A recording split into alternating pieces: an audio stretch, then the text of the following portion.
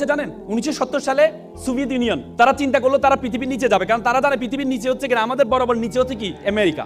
আমরা যদি এখানে যে 6টা বাজে, আমেরিকাতে 6টা বাজে, রাত 6টা বাজে, দিন 6টা হলে রাত 6টা। সে চিন্তা করলো নিচ দিয়ে যাবে, তখন তাদের গবেষণা পথে তারা নিচে যাওয়া শুরু করেছে সাইবেরিয়া অঞ্চলে। নিচে গিয়ে তারা 12 কিলোমিটার পর্যন্ত গিয়ে দেখে সেখানে যেই গরম সেটা প্রায় 2000 সেলসিয়াস গরম, লোহা গলে যাচ্ছে সেখানে, কারণ 1500তে গেলে লোহা গলে যায়।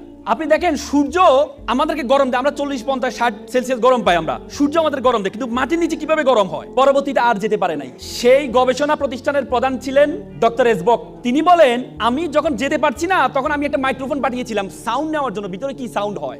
বিলিভ অর নট, তিনি একজন খ্রিস্টান। তিনি বলেছেন আমি নিচে গিয়ে একটা সাউন্ড পেয়েছি, সেটা হচ্ছে মানুষের কান্নার আওয়াজ পেয়েছি। তিনি আবার বলেন, তিনি ভাবলেন এটা একটা ইকুইপমেন্ট বা আমি যে ইকুইপমেন্ট পাঠিয়েছি সেটার কোনো আওয়াজ হতে পারে। তিনি আবার পাঠালেন, পরে দেখলেন এটা কোনো একজন দুইজন মানুষের আওয়াজ না, এটা হচ্ছে হাজার হাজার মানুষের কান্নার